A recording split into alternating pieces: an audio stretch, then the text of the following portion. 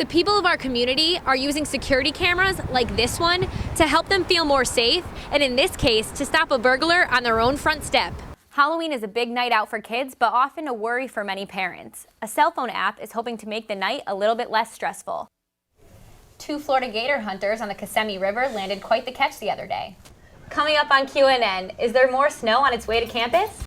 It was a big day in Boston yesterday, not only for baseball, but for politics. In a speech to the city, President Obama addressed concerns about the Affordable Care Act. North Haven resident Erica DeFonso knows the benefits of having surveillance cameras firsthand. We looked at the security cameras and saw some person with a mask came into our house uninvited and stole some things. Last November, at DeFonso's home, cameras caught a masked robber breaking in. DeFonso and her roommates returned to find their home ransacked and many of their belongings missing. The people of our community are using security cameras like this one to help them feel more safe, and in this case, to stop a burglar on their own front step. Surveillance cameras have been installed worldwide on streets, homes, and businesses. The goal of these cameras is to reduce crime. Sergeant John Wilczewski of the New Haven Police Department says there's about 1,000 cameras just in the New Haven area. It's pretty much a preventative. People see cameras, they tend to behave a little more. Like we tell our officers that I supervise and as well coming through the academy, you have to assume you're being filmed. Okay, the public sees those cameras out there. They don't know if they're working or not working, and they tend to behave a little more.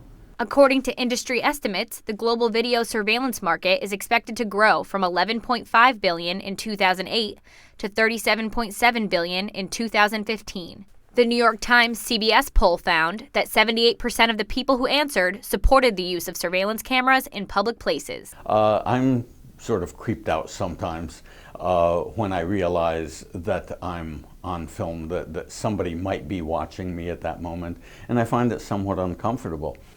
Although some may argue the use of surveillance cameras in public places can be an invasion of privacy, Sergeant Wilczewski knows that cameras are only going to be used more. It's another set of eyes. It's that independent witness. The camera doesn't lie. Julie Bradley, Q30 News.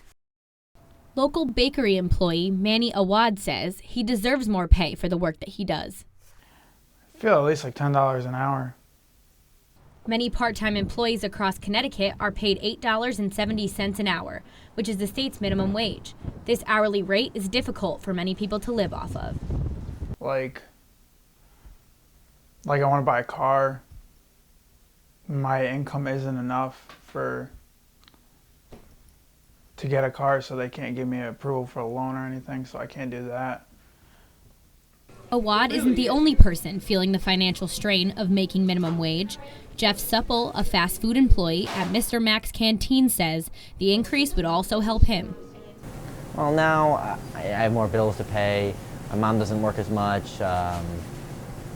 so I kind of need to help out more at home. So money's kind of more important.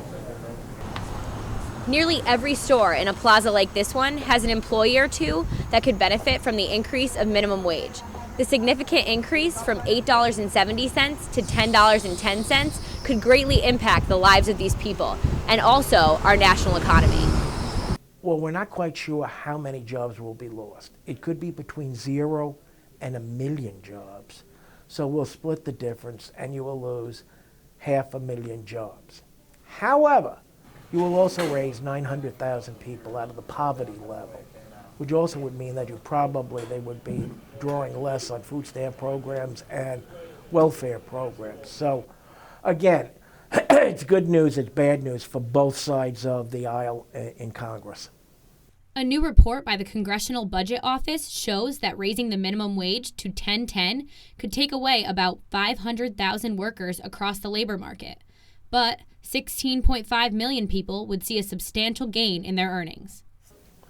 It's going to benefit some people. It's also going to hurt some people. Wednesday, Connecticut became the first state to pass legislation that would increase the minimum wage to $10.10 by 2017. President Obama hopes to make this the federal minimum wage in the near future. Julie Bradley, Q30 News.